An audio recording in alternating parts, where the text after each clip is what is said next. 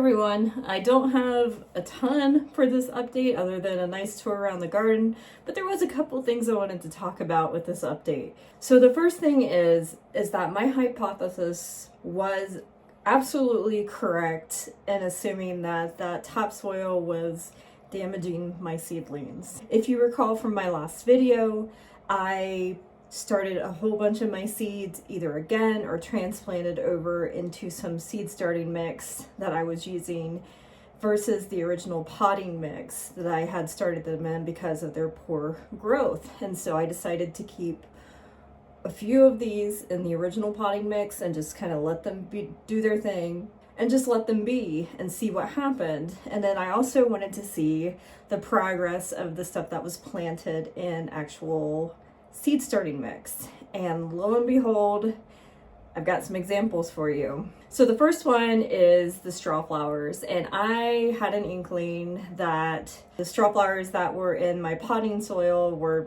probably not going to do much of anything versus the ones that I had just started from seed. And so the ones that had started out in the potting soil, those were over a month old and just barely had such tiny progress. And then the ones that I had started into the seed starting mix that I was used to, lo and behold, they are barely 2 weeks out and already taller than the ones in the potting mix. So that right there confirms. The other thing too is the celosia that I was really struggling with, and I'd potted a couple different times and it just was not thriving. It was like dying and looking very spindly. The version that was planted into the seed starting mix looks way better and only has maybe a couple weeks of growth on it compared to the other stuff, which I've had inside for over a month. The other ones, I did have a bunch of scabiosa that was planted into cell trays, and I eventually just ended up throwing them outside and just saying best of luck. I really don't know if I have enough time to restart scabiosa, since that is not something that is going to be super heat tolerant once our huge warm up happens here in southeastern Arizona. And so we will see what happens with those. I'm not holding my breath.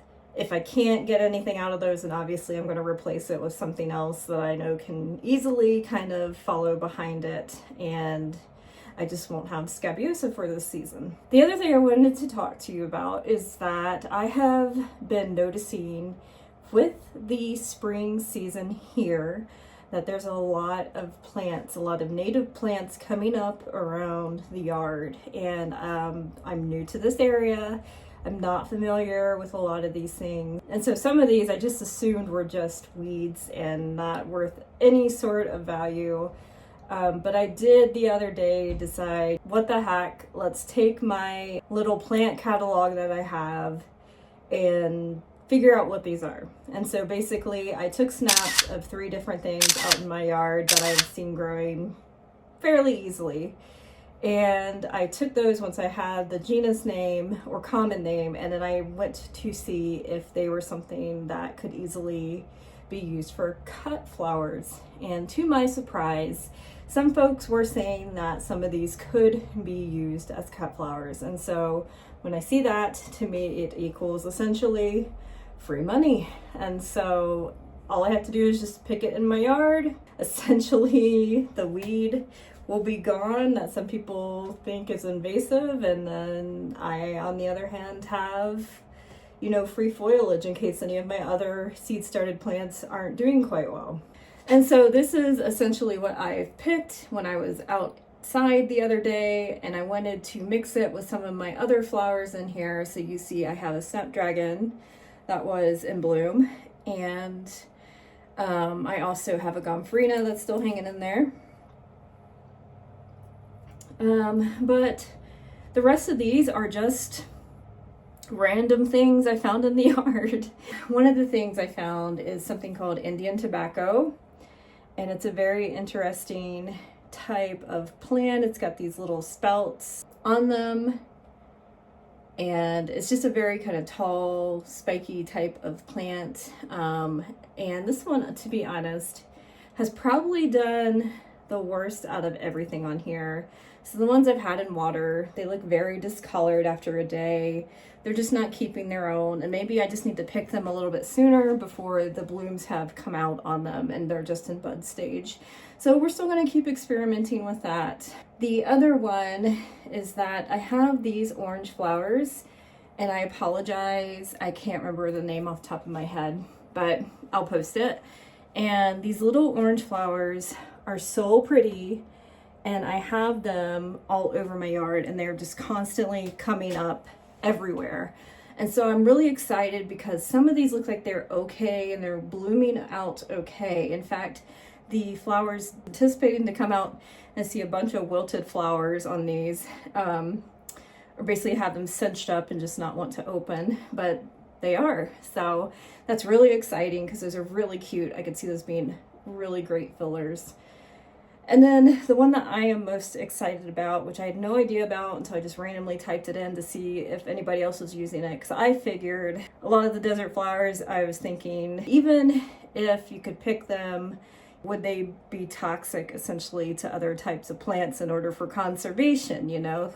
So you think about in the desert, things are so scarce for resources that my initial perception was that even if I pick these, I have a feeling they're just going to kill everything else off in the base, you know, or make the water essentially non-viable as a resource or means self-preservation. In this case, I was wrong, and this stuff is called desert broom, and this is the bane of a lot of people's existence because it just randomly pops up in your yard. It has a very thick root, and the only way I've heard that you can honestly get rid of this stuff is to water it down and pull it out, or wait for a good rain and then pull it out that way so that the roots actually release up, because they create such a crazy taproot, so that's hard to actually pull them out of the ground. I have those, and then which I'm really excited about. I'm sorry I didn't explain that. I'm excited because it's a beautiful green filler. It spreads out very nicely, and to be honest, guys, I'm really struggling with Persian cress and some of my ornamental grasses that I've put out. Either the seeds just don't do well, the seedlings just can't make it through the UV rays. And so having this as a backup and having it readily available feels like such a gold mine. I'm so happy for that. And then finally, I've got these little purple ones that you've seen maybe in some of my intro videos. And again, I'll post the name on there because I want to say it's mugwort or something like that. I can't remember. But anyways, some of it does okay. And again, this is another one that I think I need to pick a lot earlier to see if I can get the flowers to stay a little bit more. Some of the ones I noticed where the flowers were a little bit past their prime were kind of shedding their petals. Other ones, though, that still have a very soft petal are still hanging in there, and they seem to be doing okay. And so again, another great filler, since I looked the other day, my feverfew is not doing too hot. So I got these guys that I can possibly fall back on.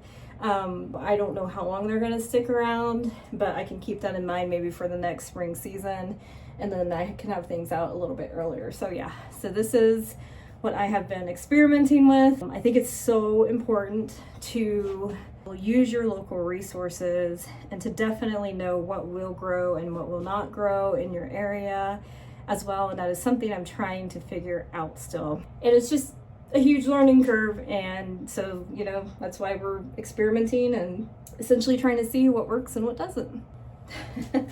Now I am covered in petals. But anyways, that is all that I had that I just wanted to talk about during this time. A lot of it is just a waiting game. I have things on the verge of blooming. I have things that are barely just seedlings coming up. I've got things sitting on the front porch hardening off. So it's just a big flutter of just flower chaos, I guess. So anyways, let's go check out and see what's going on in the garden.